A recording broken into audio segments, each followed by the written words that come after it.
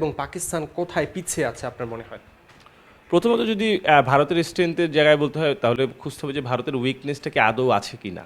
তো সেক্ষেত্রে বলতে গেলে ভারতের উইকনেস আমার চোখে ছোট্ট একটা বিষয় ছাড়া তেমন একটা উইকনেস নেই। আপনি যদি টপ অর্ডার থেকে আসেন, ভারতের অভিষেক শর্মা, তিলক ভার্মা, ঈশান কিষান, এই যে টপ থ্রি যারা আছেন তারা কিন্তু বর্তমান টি-20 যদি সার্কিটেই পৃথিবীতে তুলনা করা হয় তারা আসলে টপে আসবে। এবং অভিষেক শর্মার আসলে হয়তো তিনি একটি ম্যাচে ইউএসএ ম্যাচে রান করতে পারেননি। আসলে অভিষেক শর্মার ব্যাটিংটা কেমন হবে সেটাও কিন্তু আমরা ক্রিকেট ফ্যান যারা তারা অপেক্ষায় আছি।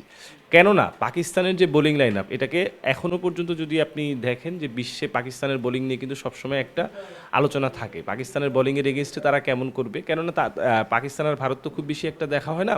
তো সবসময় দেখা যায় যে ভারতের ব্যাটারদের যে আসলে দক্ষতা, এই দক্ষতা আসলে পাকিস্তানের বোলারদের সামনে কতটা ফুটে উঠতে পারে এটি আসলে কিন্তু আলোচনার বিষয় থাকে।